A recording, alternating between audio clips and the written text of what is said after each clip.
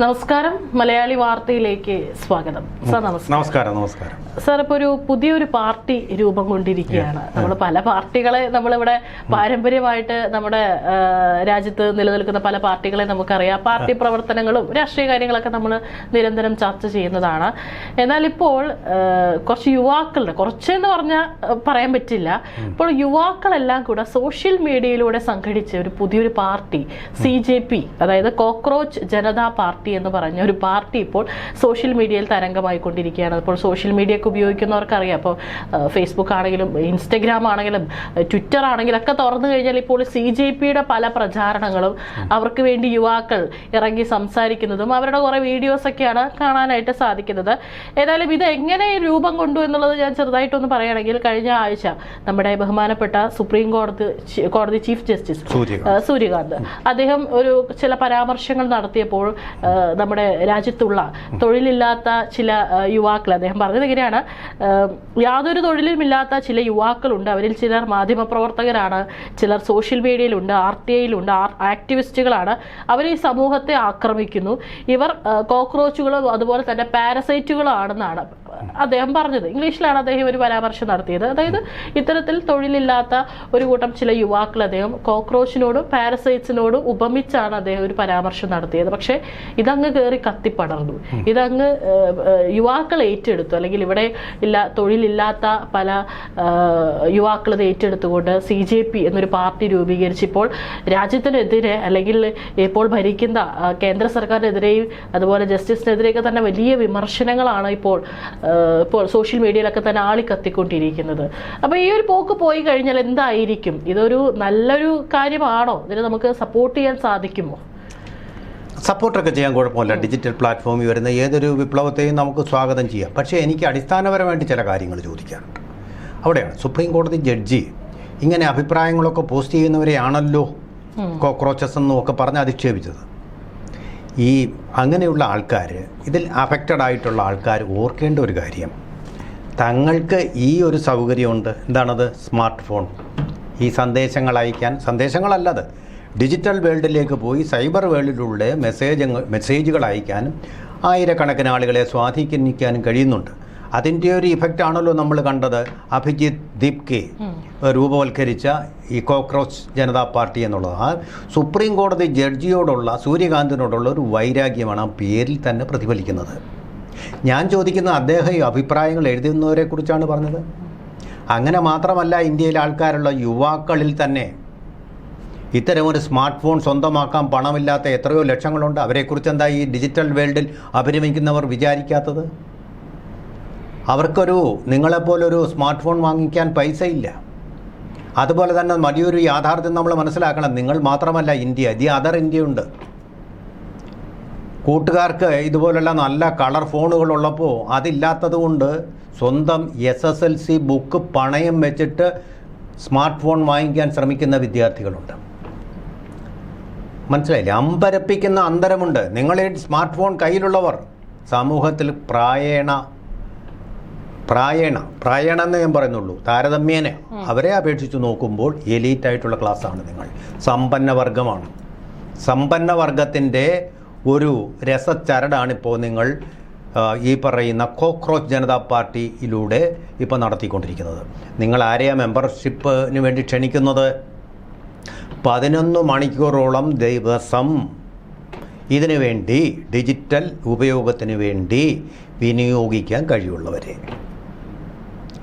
ഹോട്ടലിൽ പോയിട്ട് അവിടെ കഠിനമായിട്ടുള്ള പൊറോട്ട അടി പോലുള്ള ജോലികളും അതുപോലെ തന്നെ വിയർപ്പ് കൊണ്ട് മുഷിഞ്ഞു നാറുന്ന അവസ്ഥയിൽ പറമ്പിലും കെട്ടിടം പണിയിലും അതുപോലെ തന്നെ ഉയർന്ന ടവറുകളിലും അത്യാഡംബര സൗകര്യങ്ങൾ ഒരുക്കുന്ന, പെയിൻ്റ് അടിക്കുന്ന ഒക്കെ ധാരാളം ആൾക്കാരുണ്ട്. ഇവർക്കൊന്നും പലപ്പോഴും അവരുടെ കുടുംബത്തിനും ചെലവിന് കൊടുക്കാനുള്ള ഉത്തരവാദിത്വം ഉള്ളതുകൊണ്ട് ഇത്തരം ആർഭാടങ്ങളൊന്നും പറ്റില്ല. 11 മണിക്കൂറൊന്നും ഡിജിറ്റൽ വേൾഡിൽ അവർക്ക് ചിലവഴിക്കാൻ പറ്റില്ല. സ്മാർട്ട് ഫോൺ ഉണ്ടെങ്കിൽ തന്നെയും വല്ലപ്പോഴും അത്യാവശ്യത്തിനൊരു സന്ദേശം അയക്കാനേ അവർക്ക് കഴിയൂ. 11 മണിക്കൂറും കഴിഞ്ഞിട്ട് അവർ അവസരമായിട്ടായിരിക്കും വരുന്നത്. നിങ്ങൾക്ക് വേറൊരു പണിയുമില്ലാതെ ഇത് ഇരുന്നുകൊണ്ട് എഴുതിക്കൊണ്ടിരിക്കുന്നു, 11 മണിക്കൂറും മെസ്സേജുകൾ ഇട്ടുകൊണ്ടിരിക്കുന്നു. പലപ്പോഴും അതിൻ്റെ ഒരു ഉത്തരവാദിത്വം അക്കൗണ്ടബിലിറ്റി ഇല്ലാത്ത ഉത്തരവാദിത്വ ശൂന്യമായിട്ട് ഡിസ്ഇൻഫർമേഷൻ മിസ്ഇൻഫർമേഷൻ എല്ലാം കൊടുക്കുന്നു, ഫോട്ടോകൾ കൊടുക്കുന്നു, ത്രസിപ്പിക്കുന്ന ഫോട്ടോകൾ കൊടുക്കുന്നു, എത്ര കുട്ടികളെ വഴിതെറ്റിക്കുന്നു. നിങ്ങൾ മഹാപാതകമല്ലേ? അതിൻ്റെ ദുരുപയോഗം നിങ്ങൾ നടത്തുന്നില്ലേ? ഈ ഡിജിറ്റൽ വേൾഡിലുള്ള ഞാൻ ഇവരോട് നേരിട്ട് ചോദിക്കുകയാണ്, കോക്രോച്ച് എന്താ പറയുന്നത്, കോക്രോച്ച് ജനത CJP BJPക്ക് ബദലാണെന്ന് പറഞ്ഞാണ് ഇപ്പോൾ സന്ദീപ് വാര്യരും ഒക്കെ കഴിഞ്ഞ ദിവസം പറഞ്ഞത്. ഞങ്ങൾ പണ്ട് പറഞ്ഞ കാര്യങ്ങളെ അവർ പറയുന്നത്. നിങ്ങൾ രാജ്യദ്രോഹികളാണ്. സന്ദീപ് വാര്യരും രാഹുൽ ഗാന്ധിയും ഉൾപ്പെടെയുള്ള ആൾക്കാർ രാജ്യദ്രോഹികളാണ്. രാജ്യത്തിനെതിരെ ഒരു സുപ്രീം കോടതി ചീഫ് ജസ്റ്റിസ് എന്ന് പറഞ്ഞാൽ ഭരണഘടനാദത്തമായിട്ടുള്ള പദവിയല്ലേ? അദ്ദേഹത്തെ അധിക്ഷേപിച്ചുകൊണ്ടല്ലേ? അദ്ദേഹം അങ്ങനെയൊന്നും പറയുന്ന ആളൊന്നുമല്ല. നിങ്ങൾക്ക് അദ്ദേഹം പറഞ്ഞ കാര്യങ്ങൾ വളരെ ശരിയാണ്, ആ ആംഗിളിൽ തന്നെ കാണണം. അദ്ദേഹം പറഞ്ഞത് ഇങ്ങനെ യാതൊരു തൊഴിലും ചെയ്യാതെ, തൊഴിലില്ലാതെ എന്നുള്ളതല്ല പറഞ്ഞത്, തൊഴിൽ ചെയ്യാൻ മടിയായിട്ട് വൈറ്റ് കോളർ മാത്രമാകണം, പണി ചെയ്യാൻ തയ്യാറല്ല. നമ്മുടെ രാജ്യത്തിൻ്റെ ഈ അധപ്പതനത്തിൻ്റെ കാര്യം അതാ, പ്രധാനപ്പെട്ട അധപ്പതനം. ജോലി ചെയ്യില്ല, വൈറ്റ് കോളർ തന്നെ വേണം. സർക്കാർ ജോലി തന്നെ ഉണ്ട്, അതാകുമ്പോൾ പണി ചെയ്യണ്ടല്ലോ, ചുമ്മാ ഇരുന്ന് ശമ്പളവും വാങ്ങിക്കാൻ, ലീവ് ആവശ്യത്തിന് എടുക്കുകയും ചെയ്യാം. അങ്ങനെയൊക്കെയുള്ള സൗകര്യങ്ങളുണ്ടല്ലോ. അതാണ് നമ്മുടെ UPSC ആയാലും ശരി, BSc ആയാലും ടെസ്റ്റിന് ഇത്രയും പേര് പോകുന്നത്. അങ്ങനെയുള്ള സമയം ദുരുപയോഗം ചെയ്യുന്ന മറ്റുള്ളവരെ വഴിതെറ്റിക്കുന്നവരെ കുറിച്ച് മാത്രമാണ് പറഞ്ഞത്. നിങ്ങൾക്ക് അതിൽ കോംപ്ലക്സ് ഉണ്ടാവേണ്ട കാര്യം എന്തെന്നാ? പെട്ടെന്ന് പ്രചോദനം ഉണ്ടാവേണ്ട കാര്യം എന്താ? ഒന്നാമത്തെ ചോദ്യം അത്. പിന്നെ നിങ്ങളുടെ നായകൻ ആരാണ്? നിങ്ങൾ കോക്രോച്ച് ജനതാ പാർട്ടി എന്നിട്ട്, ജനതാ പാർട്ടി ഇന്ത്യയിലുണ്ടായ പാർട്ടിയാണ്, അയാൾ ഇന്ത്യയിലുണ്ടോ? വിദേശത്തിരുന്നുകൊണ്ടല്ലേ ഇതിൻ്റെ ഹാൻഡിലുകൾ അദ്ദേഹം ഉപയോഗിച്ചുകൊണ്ടിരിക്കുന്നത്? ഇന്ത്യയുടെ യാഥാർത്ഥ്യങ്ങൾ അറിയാവുന്ന, നേരിട്ട് ഇന്ത്യൻ ജനതയോട് നേരിട്ട് സംബോധന ചെയ്യാൻ കഴിയുന്ന ആൾ വേണ്ടേ? വിദേശത്തിരുന്നുകൊണ്ട് ഈ പരിപാടി ചെയ്യുന്ന ആൾക്കാരാണ്. ഇന്ത്യയിലിപ്പോൾ ജനാധിപത്യം തന്നെയാണുള്ളത്, സംശയമില്ല. ഒരു പെൺകുട്ടി കഴിഞ്ഞ ദിവസം വന്നിരുന്ന് പറയുന്നത് കേട്ടു, ഞങ്ങൾ പേടിയാണ്, ഭയമാണ്. ഇവിടെ ആരെയാണ് പേടിക്കുക? എന്ത് അഭിപ്രായവും നിങ്ങൾ ഡിജിറ്റൽ ഉപകരണങ്ങൾ കൂടി പറയുന്നുണ്ടല്ലോ. ഇതിന് സ്വാതന്ത്ര്യമില്ലാത്ത എത്രയോ രാഷ്ട്രങ്ങളുണ്ട്. എന്തും നിങ്ങൾക്ക് തോന്നിയ മാസം വരെ വിളിച്ചു പറയാനും എഴുതാനും എല്ലാമുള്ള സ്വാതന്ത്ര്യം കൊടുക്കുന്നുണ്ട്. അറബ് രാജ്യങ്ങളിൽ നടക്കൂ, ചൈനയിൽ നടക്കൂ, റഷ്യയിൽ നടക്കൂ. വളരെ ചുരുക്കം ചില രാജ്യങ്ങളിൽ മാത്രമേ അതിനുള്ള സ്വാതന്ത്ര്യമുള്ളൂ. അങ്ങനെയുള്ള സ്വാതന്ത്ര്യം നിങ്ങൾ അനുഭവിച്ചിട്ട് ഞങ്ങൾക്ക് ഭയമാണെന്ന് പറയുന്നത് അതൊരു സറ്റയറല്ലേ? നിങ്ങളുടെ ഈ പാർട്ടിയുടെ പേരിലുള്ള സറ്റയർ പോലൊരു സറ്റയറല്ലേ അത്? എവിടെയാണ് നിങ്ങൾക്ക് പേടിക്കേണ്ടി വരുന്നത്? നിങ്ങൾ ഈ സമരം ചെയ്യുന്നത് നിങ്ങൾ കണ്ടില്ലേ? ഇപ്പം നിങ്ങളുടെ ഇമ്മീഡിയറ്റ് കോസായിട്ട് പറയുന്ന കാര്യം നീറ്റ് പരീക്ഷ. ശരി, നീറ്റ് പരീക്ഷയിലെ ക്വസ്റ്റ്യൻ പേപ്പർ ലീക്ക് വന്ന് രണ്ടാമതൊന്ന് പരീക്ഷ നടത്തി കാര്യങ്ങൾ തീരുമാനിക്കുന്നുണ്ട്. കുട്ടിച്ചോറായില്ല. അപ്പോഴത്തേക്ക് നിങ്ങൾ എന്തെല്ലാം സമരങ്ങൾ നടത്തി? അവിടെ വല്ല പേടിയും ഉണ്ടായി? AGS ഓഫീസിനകത്തേക്ക് ബാരിക്കേഡ് ചേർത്ത് കയറി. ഇറാനിലാണെങ്കിൽ നിങ്ങളുടെ തല കാണുമോ? അങ്ങനെ ഒരു ഗവൺമെൻറ് ഓഫീസിലേക്ക് കടന്നു കയറി കഴിഞ്ഞാൽ നിങ്ങൾക്ക് എന്തെങ്കിലും ശിക്ഷ ലഭിച്ചോ? അതിന് കാവൽ നിന്ന പോലീസുകാർക്ക് ശിക്ഷ ലഭിച്ചു കാണും. അതുപോലെ തന്നെ ഡൽഹി യൂണിവേഴ്സിറ്റി, ജന്തർ മന്ദർ, ഇവിടെല്ലാം എന്തെല്ലാം പ്രക്ഷോഭങ്ങൾ നടന്നു. വേറെ ഏതെങ്കിലും രാജ്യത്ത് ഇതുപോലെ പ്രക്ഷോഭം നടത്താനുള്ള സ്വാതന്ത്ര്യം ഉണ്ടോ? വേറെ ഏതെങ്കിലും രാജ്യത്ത് ഇതുപോലെ അരാജകത്വം കൊടിയുത്തി വാഴുമോ? ഈ സ്വാതന്ത്ര്യം എല്ലാവരും ഞങ്ങൾക്ക് പേരിയ, ഞങ്ങളുടെ കാര്യങ്ങൾ ആരും അഡ്രസ്സ് ചെയ്യുന്നില്ലെന്ന്. ആരാ അഡ്രസ്സ് ചെയ്യാതിരിക്കുന്നത്? ഈ ക്വസ്റ്റ്യൻ ലീക്ക് മുമ്പിൽ പ്രവർത്തിച്ച സകലമാന പേരെയും, അതിൽ BJPക്കാരുണ്ടെന്ന് പറയുന്നു, അവരെ ഉൾപ്പെടെ CBI അന്വേഷിച്ച് ദിവസങ്ങൾക്കകം ജയിലിലാക്കിയില്ലേ? ഇവിടെ നിങ്ങൾ വേറൊരു കൊണ്ട് ശബരിമല കൊള്ളയുടെ കേസ് ഇതുവരെ ഒരു തീരുമാനമായിട്ടുണ്ടോ? എല്ലാവരും ജാമ്യത്തിൽ പുറത്തേക്ക് പോയില്ലേ? ഇവിടെ എല്ലാവരെയും പിടിച്ച് ജയിലിലിട്ടെന്നേ, കാരാഗ്രഹത്തിനുള്ളിട്ടു, അടച്ചു, തുറുങ്കിലടച്ചു പോരെ. എന്നിട്ട് ഞങ്ങളെ അവഗണിക്കുകയാണ്. നിങ്ങളെ അവഗണിക്കുന്നില്ല. കഴിഞ്ഞ വ്യാഴാഴ്ച നമ്മുടെ ക്യാബിനറ്റ് മീറ്റിംഗ് നടന്നത് 4.5 മണിക്കൂർ ആണ് അതിൻ്റെ ദൈർഘ്യം. എല്ലാ സഹമന്ത്രിമാരും അതിൽ പങ്കെടുത്തു. എന്തിനു വേണ്ടിയായിരുന്നു അതെന്നാ നിങ്ങൾ വിചാരിക്കുന്നത്? നിങ്ങൾക്ക് വേണ്ടിയായിരുന്നു. തൊഴിലില്ലാത്ത യുവാക്കൾക്ക് വേണ്ടിയുള്ള മീഡിയം ആൻഡ് സ്മോൾ സ്കെയിൽ ഇൻഡസ്ട്രീസിന് പണം കൊടുക്കാനുള്ള ചർച്ചയായിരുന്നു അതിലെ പ്രധാനപ്പെട്ട അജണ്ട. തൊഴിലില്ലാതെ നിന്ന് ഇങ്ങനെ ഡിജിറ്റലിലൂടെ വെറുതെ സമയം പാഴാക്കി കളയുന്ന സൂര്യകാന്ത് പറഞ്ഞ അതേ രീതിയിലുള്ള ആൾക്കാരെ രക്ഷിക്കാൻ വേണ്ടിയിട്ടാണ് small and medium scale industries, അതിനു വേണ്ടിയിട്ടുള്ള ധനസമാഹരണം, അവർക്ക് പണം കൊടുക്കൽ, അതിന് പ്രധാനപ്പെട്ട ഒരു അജണ്ടയായിട്ട് ഈ രാജ്യത്തെ പ്രധാനമന്ത്രിയും അദ്ദേഹത്തിൻ്റെ ക്യാബിനറ്റ് മന്ത്രിമാരും സഹമന്ത്രിമാരും ചർച്ച ചെയ്തു. എന്നിട്ട് നിങ്ങളെ അവഗണിക്കുന്നത് പറയുന്നത്? നിങ്ങൾ ഒരാളെ ആയിട്ടൊന്നും ആർക്കും അഡ്രസ്സ് ചെയ്യാൻ പറ്റില്ല, പരിഗണിക്കാനും പറ്റില്ല. അതിനുള്ള പരിഹാരമല്ല ഈ കോക്രോച്ച് ജനതാ പാർട്ടി എന്നൊക്കെ പറഞ്ഞ് പരിഹാസ ഉദ്ദീപകമായിട്ടുള്ള പേരും വെച്ചുകൊണ്ടിരിക്കുന്നത്. അത് നിങ്ങൾ ശരിക്കും പറഞ്ഞ ഒരു മീം, ഇംഗ്ലീഷിൽ മീം എന്ന് പറയുന്നു, ഒരു സറ്റയർ മാത്രമാണ്. ഈ പേര് കണ്ടുകൊണ്ടാണ് ഇത്രയും പേര് നിങ്ങൾ കൂടിച്ചേർന്നത്. പിന്നെ കുറേ പേര് വിദേശത്ത് പാകിസ്ഥാനിൽ ഉൾപ്പെടെ കുറേ പേര് ഇപ്പോൾ ഈ മോദിയെ അങ്ങ് തീർക്കുക ഇത് വെച്ചെന്ന് അതിനുള്ളൊരു ഹാൻഡിൽ അല്ലെങ്കിൽ ഒരു ടൂളാണിതെന്ന് വിചാരിച്ചുകൊണ്ട്. പിന്നെ ജോർജ് സൊറോസിൻ്റെ ഒക്കെ ആൾക്കാർ കാണും ഈ രാജ്യത്ത് പിന്നെ കടന്നു കയറിക്കൊണ്ട് ഈ രാജ്യത്തെ ചൂഷണം ചെയ്യാൻ ഒരു കൊളോണിയലിസത്തിൻ്റെ മാതൃകയിലേക്ക് ഇന്ത്യയെ കൊണ്ടുപോകാൻ ആഗ്രഹിക്കുന്ന ജോർജ് സൊറോസിനെ പോലെ ഉന്നം നോക്കിയിരിക്കുന്ന ആൾക്കാരും കാണും. അവരൊക്കെ കൂടിയാണ് ഇതിൻ്റെ പിന്തുണച്ചതുകൊണ്ടാണ് നിങ്ങളുടെ ഈ ഡിജിറ്റൽ ഇത്രയും വൈറലായത്. പിന്നെ ഡിജിറ്റൽ വൈറലാക്കാൻ വലിയ പാടൊന്നുമില്ല. അവിടെ പ്രൊമോഷൻസിന് വേണ്ടിയിട്ട് കുറച്ച് പണം കൊടുത്തു കഴിഞ്ഞാൽ ഇതൊക്കെ പെട്ടെന്ന് കയറി വൈറലാവുകയൊക്കെ ചെയ്യാനുള്ള സംവിധാനങ്ങളുണ്ട്. അതിനുള്ള അറിയാവുന്ന ആൾക്കാർക്ക് അതൊക്കെ ആ രീതി പ്രവർത്തിപ്പിക്കാനും കഴിയും. ഇതിപ്പോൾ ഗൗരവമേറിയ ഒരു വിഷയമോ അല്ലെങ്കിൽ ജനസാമാന്യങ്ങളുടെ വിഷയമോ ആകണമെന്നില്ല. മെറിറ്റ് അനുസരിച്ചല്ല ഡിജിറ്റൽ വേൾഡിൽ അത് വൈറലായി തീരുന്നത്. അത് നമ്മൾ ആലോചിക്കണം. ഇവർ അട്രാക്റ്റീവായിട്ടുള്ളതോ ചിലപ്പോൾ സമൂഹത്തിന് തന്നെ ദോഷകരമായിട്ട് ചേരുന്നതോ ആയിട്ടുള്ള പോസ്റ്റുകളിലും വളരെ വൈറലാകാറുണ്ട്. ഒരു നഗ്ന ഫോട്ടോ കണ്ടു കഴിഞ്ഞാൽ അത് വൈറലാവാറുണ്ട്. അപ്പോൾ അങ്ങനെ വൈറലാകുന്നു എന്നുള്ളത് മാനദണ്ഡമല്ല. മറിച്ച് നമ്മുടെ ഒരു പാർട്ടിയാണെങ്കിൽ ഒരു പ്രസ്ഥാനമാണെങ്കിൽ പ്രവർത്തിക്കേണ്ടത് തൃണമൂല തലത്തിലാണ്. പാർട്ടികൾ ഭാരതീയ ജനതാ പാർട്ടിയുടെ വിജയത്തിൻ്റെ രഹസ്യമെന്ന് പറയുന്നത് ബൂത്ത് തലത്തിൽ വരെ അത് നിന്ന് പ്രവർത്തിക്കുന്നു എന്നുള്ളത് കൊണ്ടാണ്. സുസംഘടിതമാണ്. അങ്ങനെ പ്രവർത്തിക്കാതെ ഒന്നും നിലനിന്ന് പോവുകയില്ല. അതിന് ധാരാളം ഉദാഹരണങ്ങൾ നമ്മുടെ മുമ്പിലുണ്ട്. അതിൽ ഒന്നാമത്തേതെന്ന് പറയുന്നത് നമ്മൾ ഒരു കാലത്ത് JNU സമരനായകനായിരുന്ന കനയ്യകുമാറിനെ വിളിച്ചത് ഇന്ത്യൻ ചെഗുവേര എന്നായിരുന്നു. എവിടെയായിരുന്നു? അയാൾക്ക് പാർട്ടിയുണ്ടോ? രാഷ്ട്രീയമുണ്ടോ? രാഷ്ട്രീയ വനവാസത്തിനകത്തല്ലേ? താരമായിട്ടും ഐക്കണായിട്ടും കേരളത്തിലേക്കും കൊണ്ടുവന്ന ആളാണല്ലോ. അത്രയേ ഉള്ളൂ, തീർന്നു അദ്ദേഹം. അതുപോലെ തന്നെയാണ് CAA സമരം, സിറ്റിസൺഷിപ്പ് അമെൻഡ്മെൻറ്റ് ആക്ടിന് എതിരെയുള്ള സമരം. അപ്പോൾ ഇവിടുത്തെ മുസ്ലിങ്ങളെയെല്ലാം പറഞ്ഞു വിടുമെന്നുള്ള കള്ളപ്രചരണം, ദുഷ്പ്രചരണം ഇതുപോലെ വൈറലായിട്ട് നടത്തി ഉണ്ടായ സമരം. അതിൽ മേവാനി അതുപോലെ ചന്ദ്രശേഖർ ആസാദ് എന്നൊക്കെ പറഞ്ഞ് ഉള്ള നേതാക്കന്മാരുണ്ട്. എവിടെ ഇന്നവർ? ഇവിടെ കൊച്ചിയിലും ഉണ്ടായിരുന്നു. ഞാൻ നേരിട്ട് കണ്ടതാണ്. ആസാദി ആസാദി ആസാദി എന്നും പറഞ്ഞ് പർദ്ദയിട്ട സ്ത്രീകളുമൊക്കെ തെറ്റിദ്ധരിപ്പിക്കപ്പെട്ട് തെരുവിലൂടെ അവിടുത്തെ ഗതാഗതം സ്തംഭിപ്പിച്ചുകൊണ്ട് നടത്തിയ പ്രകടനം. എവിടെ പോയി അതിൻ്റെ നേതാക്കന്മാരിന്ന്? അതിന് മുഴുവൻ നേതൃത്വം നൽകിയത് ജിഗ്നേഷ് മേവാനി എന്ന് പറയുന്ന ആളാണ്. എവിടെ ജിഗ്നേഷ് മേവാനി? ഇയാളാണ് മോദിയുടെ അന്തകൻ, ടെർമിനേറ്റർ സീഡൻ എന്ന് പറഞ്ഞു നടന്നല്ലോ പത്രങ്ങൾ. എവിടെ ഇന്ന് മേവാനി? മോദി അതേസമയം എവിടെ ഇരിക്കുന്നു? അതുപോലെ തന്നെയാണ് കർഷക സമരം. രാകേഷ് ടിക്കായത്ത് ഇപ്പോൾ തീർത്ത് കളയും മോദിയെയും BJPയെയും. ഇന്ന് ടിക്കായത്ത് പിന്നെ നടന്ന തെരഞ്ഞെടുപ്പിലേ തോറ്റുപോയി, കെട്ടിവെച്ച പണം വരെ പോയി എന്നാണ് തോന്നുന്നത്. അത്രയേ ഉള്ളൂ അയാളുടെ മാസ് ബേസ് ഉണ്ടെങ്കിലേ ഇവയ്ക്ക് ദീർഘകാലം നിലനിൽക്കാൻ പറ്റൂ. അതുപോലെയാണ് ഇപ്പോൾ കൃഷ്ണേന്ദു മുമ്പേ സൂചിപ്പിച്ച Dhruv Rawat. Social media game changer എന്നാണ് വിളിച്ചത്. എവിടെ ഇന്ന് ധ്രുവ് റാവത്ത്?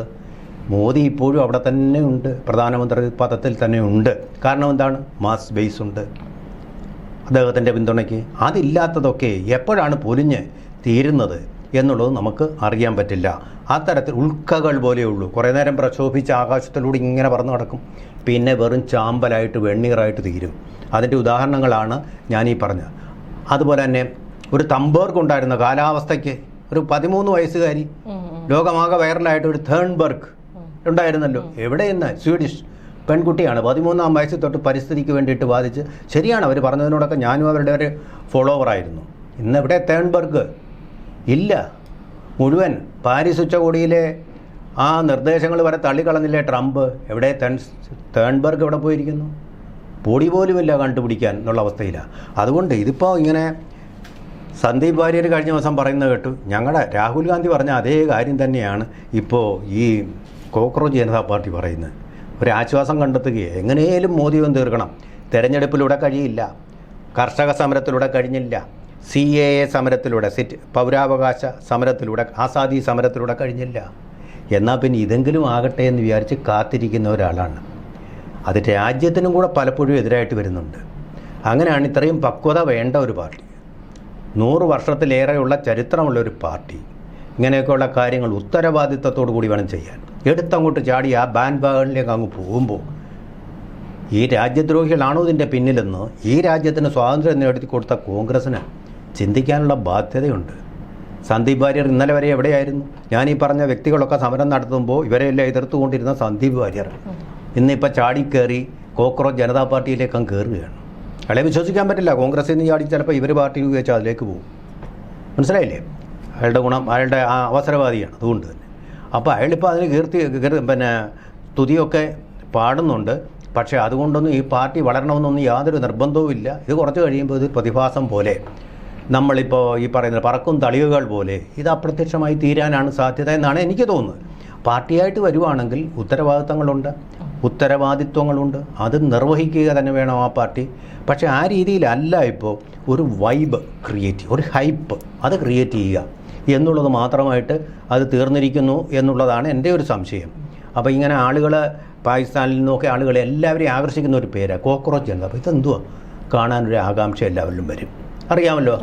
അതാണ് അതിൻ്റെ കാര്യം. അതിന് പിന്നെ വലിയ സബ്സ്റ്റൻസ് ഇല്ലാതെ വെറും ഉപരിപ്ലവമായിട്ടുള്ള ചിന്തകളുള്ള പാർട്ടിയാണ്. ഒരു സുപ്രീം കോടതി ജഡ്ജി ഒരു പരാമർശം നടത്തിയെന്ന് പറഞ്ഞ് ഉടനെ അങ്ങനെ ഒരു പാർട്ടി ഉണ്ടാവേണ്ട ഒരു കാര്യമൊന്നുമില്ല. നിങ്ങൾക്ക് കേസ് കൊടുക്കാം സുപ്രീം കോടതി ചീഫ് ജസ്റ്റിസിനെതിരെ, പറ്റും. ആ പരാമർശം തെറ്റാ, എന്താ അത് ഉപയോഗിക്കാത്ത? ഇന്ത്യൻ ഭരണഘടന അതിന് സ്വാതന്ത്ര്യം നൽകുന്നുണ്ട്. We the people of India are supreme കോടതിയേക്കാൾ മുകളിലാണ് നമ്മൾ. മനസ്സിലായില്ലേ? അത് ആർക്കും നമ്മുടെ ആ സ്വാതന്ത്ര്യത്തെ അത് വേണ്ട വിധം ഉപയോഗിക്കാത്തതുകൊണ്ടാണ് പ്രശ്നങ്ങളുണ്ടാവുന്നത്. നിങ്ങളൊരു ഹർജി നിങ്ങളെ അധിക്ഷേപിച്ചു, ഞങ്ങൾ കോക്രോച്ചസ് ആണ് എന്ന് പറഞ്ഞു സുപ്രീം കോടതി ജഡ്ജി. കേസ് കൊടുക്കാൻ ഇന്ത്യയിൽ സ്വാതന്ത്ര്യമുണ്ട്. നല്ല അഭിഭാഷകനെ കൊണ്ട് വാദിപ്പിക്കാം. സുപ്രീം കോടതിയുടെ ചീഫ് ജസ്റ്റിസ് മാപ്പ് പറയേണ്ടി വരും നിങ്ങൾക്ക് മുമ്പിൽ. അതാണ് ഇന്ത്യയുടെ ഭരണഘടന. നിങ്ങളെ വേർതിരിച്ചൊന്നും കാണുന്നില്ല എന്ന് വിചാരിച്ച് നിങ്ങൾ എലീറ്റ് ക്ലാസ്സാണ്, നിങ്ങൾക്ക് ഡിജിറ്റലായിട്ടുള്ള ഈ മൊബൈൽ ഫോൺ ഉണ്ടെന്ന് പറഞ്ഞ് ഈ രാജ്യത്ത് അതുപോലും വാങ്ങിക്കാൻ കാശില്ലാത്തവനെ പരിഗണിക്കാതിരിക്കാൻ ഒരു ഗവൺമെൻറ്റിനും കഴിയുകയില്ല. ആ കാര്യം കൂടി നിങ്ങൾ ഓർക്കണം. വൈറ്റ് കോളർ ജോലി പോയിട്ട് എന്തെങ്കിലും ഒരു പണി കിട്ടിയാൽ മതി, കഷ്ടപ്പെടാൻ തയ്യാറാണ്. എന്നിട്ട് പണി കിട്ടാത്തവരുമുണ്ട്.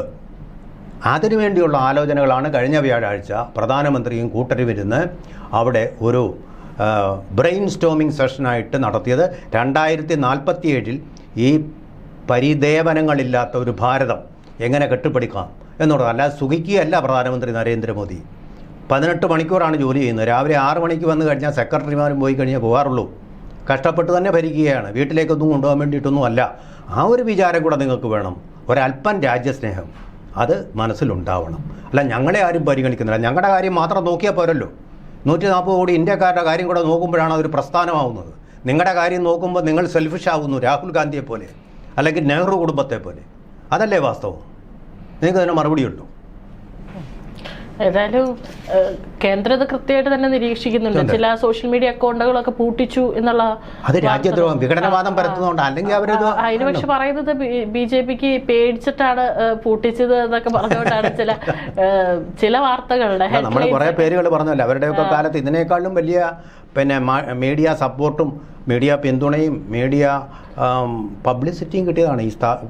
ഇതെല്ലാം ഒന്നും മോശമല്ലായിരുന്നു. അത്രയും വന്നിട്ടില്ലത് എന്നുള്ളതാണ്. സാറ് പറഞ്ഞ പോലെ നമുക്ക് എത്ര കാലത്തിന് ആയുസ് ഉണ്ടാവും കൂടി നോക്കാം. അതെ, പലതും തുടക്കത്തിൽ ഭയങ്കരമായിട്ട് കൊണ്ടുവന്നിട്ട് പിന്നീട് പറഞ്ഞ പോലെ അതിന്റെ പൊടി പോലും ഇല്ലാത്ത വന്നിട്ടുണ്ട്. അതുപോലെ തന്നെയായിരിക്കും ഇത് എന്നുള്ള കാര്യത്തിൽ ഉറപ്പില്ല. കാരണം ഈ പറഞ്ഞതുപോലെ ഈ പാകിസ്ഥാനിനൊക്കെ സപ്പോർട്ട് കിട്ടുമ്പോഴേ കേന്ദ്രം എന്തായാലും നമ്മുടെ രാജ്യസുരക്ഷയെ അതൊക്കെ പിന്നീട് ബാധിക്കുമെന്നുള്ളതുകൊണ്ട് വളരെ സൂക്ഷ്മം തന്നെയാണ് നിരീക്ഷിച്ചുകൊണ്ടിരിക്കുന്നത്.